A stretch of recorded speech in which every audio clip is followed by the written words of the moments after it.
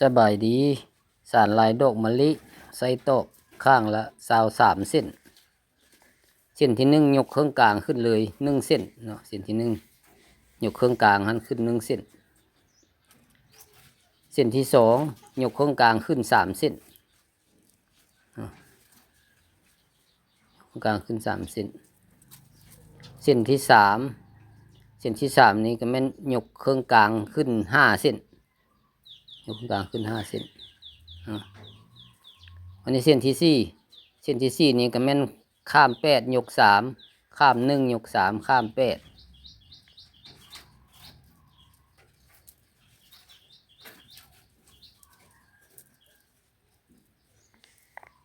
เส้นที่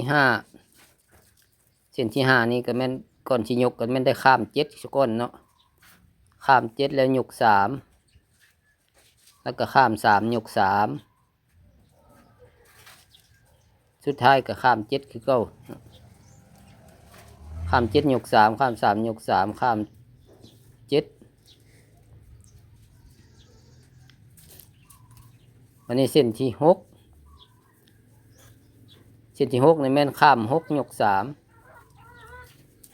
ข้าม5ยก3ข้าม6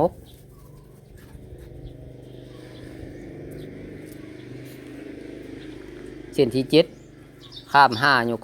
3ข้าม3ยก1ข้าม3ยก3ข้าม5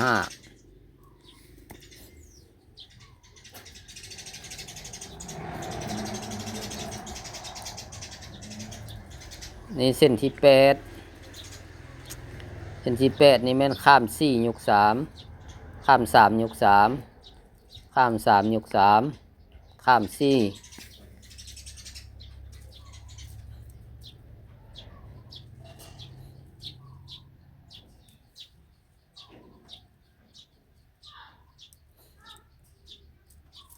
อันนี้เส้นที่9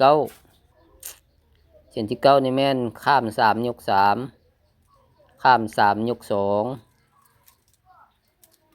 ข้าม1ยก2ข้าม3ยก3และข้าม3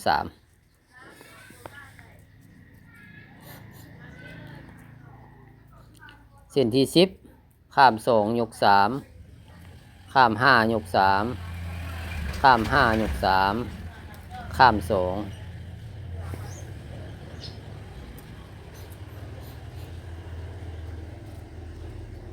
อันนี้มันเส้นที่10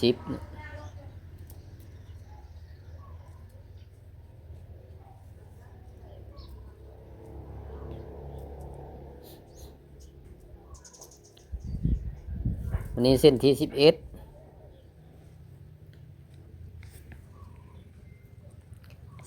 11ข้าม1ยก3ข้าม7ยก1ข้าม7ยก3ข้าม1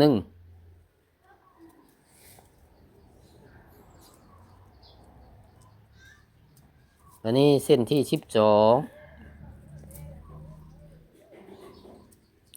ยก3ข้าม3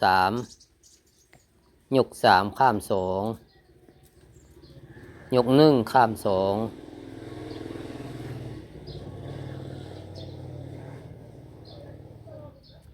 และต่อด้วยยก3ข้าม3และยก3สุดท้าย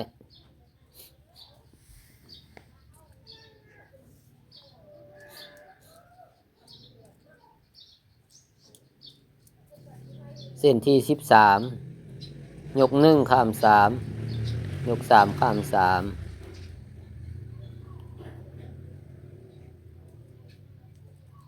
ข้าม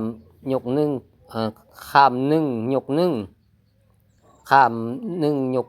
3ข้าม3ยก3แล้วก็ข้าม1ว่าวคืนเส้นที่13ข้าม1ยก3ข้าม3ยก3ข้าม1ยก1ข้าม1ยก3ข้าม3ยก3ข้าม1อันนี้มันเส้นที่13วันนี้เส้นที่14ข้าม2ยก3ข้าม3ยก3ข้าม1ยก3ข้าม3ยก3และข้าม2สุดท้ายข้าม2เนาะอันนี้มันเส้นที่14วันนี้ เส้นที่15เส้นที่15นี่แม่นข้าม3ยก3ข้าม5ยก1 2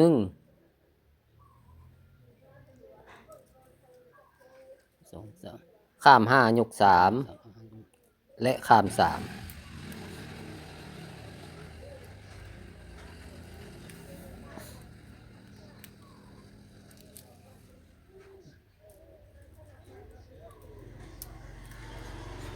อันนี้มันบ่ถึกเขาจัดแปลงใหม่เนาะข้ามใหม่สุดท้ายมันข้าม3เฉพาะเส้นที่15เนาะวันนี้แม่นเส้นที่16เส้นที่16อันนี้เราขออนุญาตเปลี่ยนเส้นเนาะเอาเส้นอ่อนเข้าไปเนาะเส้นแข็งมันบ่จะเข้าไปไหนเอาเส้นอ่อนเข้าไปเพราะมันมีลายคัดอยู่ข้างกลางเส้นใดบ่มีลายคัดเราก็สานง่ายวันนี้เส้นที่16นี่แม่นข้าม4ยก3ข้าม4ยก1ข้าม4ยก3และข้าม4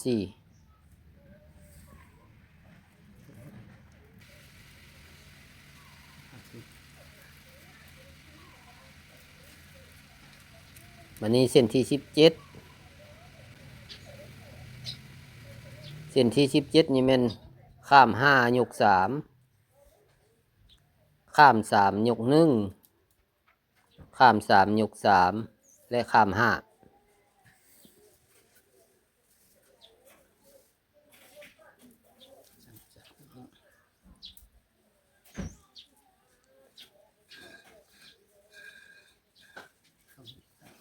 วันนี้เส้นที่18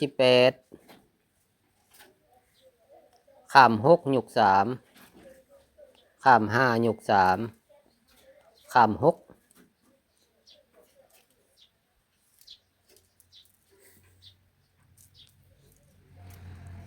เส้นที่19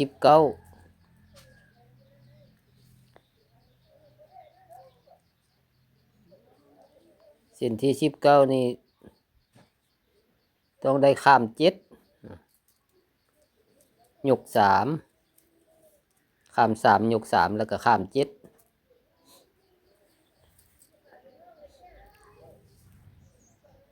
เส้นที่20ข้าม8ยก3ข้าม1ยก3ข้าม8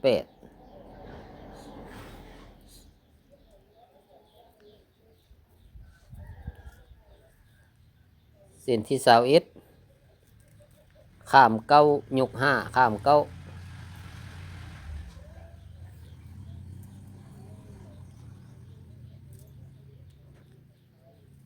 เส้นที่22ยก10โมเมนต์ข้าม10ยก3ข้าม10หรือว่ายก3สุดท้ายหันเนาะบัดนี้เส้นสุดท้ายนี่เส้น23นี่แม่นยก1เครื่องกลางหันเลยหรือว่าข้าม11ยก1ข้าม11หรือว่ายก1เครื่องกลางหันเลยเป็นเส้นที่23เส้นสุดท้ายหลังจากนี้เราก็มาจัดมาแปลงจัดเข้าให้มันที่เนาะให้มันชิดกันเฮาจัดเข้าให้มันแจบกันเนาะให้มันที่กันทางนี้เฮาเอาออกก่อนตัวเฮาสานพางไว้ซื่อๆตัวนี้เนาะหลังจากนี้เฮาก็จัดบ่อนใดที่มันเป็นลายคัดมันสานบ่จะเข้าเนาะบางเส้นมันเป็นลายคัดบางเส้นมันก็เป็นลาย2ลาย3มันจะสานง่ายเฮาต้องพยายามจัดเข้าให้มันแจบให้มันเรียงกันชิดกันมันจึงได้ลายมันออกมาสวยงามเนาะอันนี้มันสารลายดอกมะลิฝึกหัดสารเนาะคันเฮาอยากสารหลายดอกเฮาก็เฮ็ดแบบนี้ต่อกันไปก็ได้เนาะต่อทางข้างต่อทางหัวทางท้ายต่อได้หมดเอาต่อไปเฮ็ดสารลายคือเก่านี่เฮาสารเป็นดอกนึงแล้วเฮาก็สารเป็นเลยเฮาเบิ่งตามตัวเก่ามานี้อันนี้ปิ้นมาฝั่งนี้จะเป็นดอกสีเขียวอันนี้สีฟ้าเนาะดอกสีฟ้าไหลมาเป็นดอกสีฟ้าแบบนี้ของฝั่งนี้มันจะเป็นดอกสีขาวพอเฮาสารสลับสีเนาะอย่าลืมฝึกหัดสารพี่น้อง ผู้ใดสนใจก็เบิ่งได้เนาะฝึกหัดสารได้ขอบใจเด้อที่ติดตามชมคลิป